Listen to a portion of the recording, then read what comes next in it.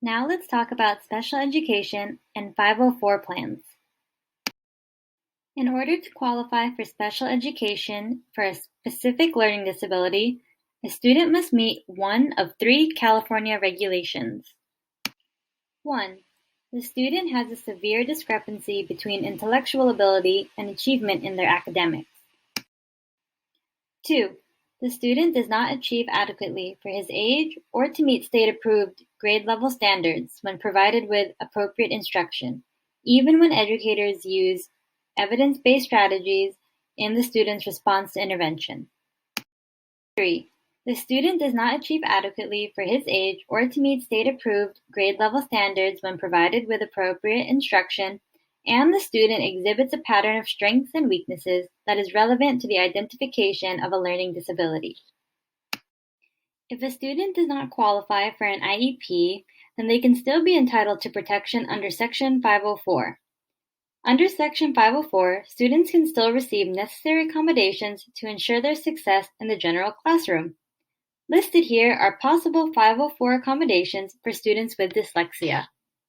Finally, let's talk about effective approaches for teaching students with dyslexia.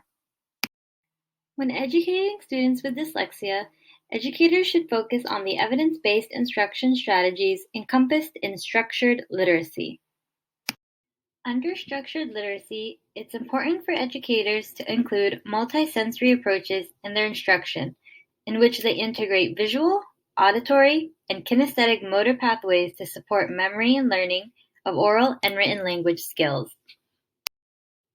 It is also important for concepts to be taught in a direct and explicit manner, and for instruction to be structured, sequential, and cumulative. In regard to what is taught, it is important for teachers to consider the individual needs of their students. Educators should focus their instruction on the elements of structured literacy that their students need to develop most. These elements are included in the list here.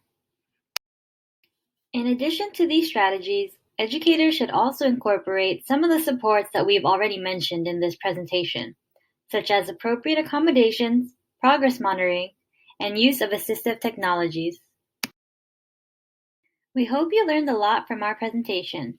Remember, students with dyslexia are first and foremost our students, and we have a duty to provide them with an appropriate education that both supports them and challenges them to be the best person they can be. Thank you!